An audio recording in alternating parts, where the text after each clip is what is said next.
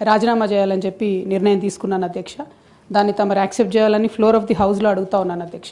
ముందుగా ఈ రాష్ట్రంలో 4 కోట్ల మంది ప్రజలుంటే 40 మంది మనం ఎమ్మెల్సీలో ఉంటాం అధ్యక్ష. పెద్దల సభలో కూర్చోవడం అనేటటువంటిది చాలా పెద్ద గౌరవం.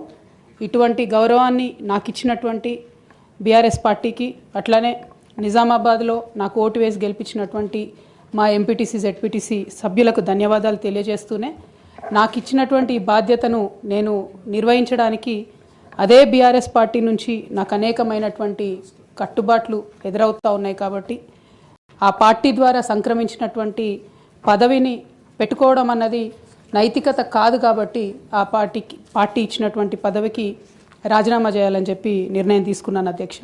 దాన్ని తమరు యాక్సెప్ట్ చేయాలని ఫ్లోర్ ఆఫ్ ది హౌస్లో అడుగుతా ఉన్నాను అధ్యక్ష. అదేవిధంగా అధ్యక్ష, తమరికి తెలుసు అధ్యక్ష, నేను గత 20 సంవత్సరాలుగా ప్రజా జీవితంలో ఉన్నటువంటి వ్యక్తిని. తెలంగాణ ఉద్యమ సందర్భంలో అనేక మంది కేసీఆర్ గారి నాయకత్వం పట్ల, ప్రొఫెసర్ జయశంకర్ గారి నాయకత్వం పట్ల ఇన్స్పైర్ అయ్యి ఎంతోమంది ఉద్యమంలోకి వచ్చినటువంటి వ్యక్తుల్లో నేను ఒకదానిగా ఆనాడు 2006లో ఉద్యమంలోకి వచ్చాను అధ్యక్ష.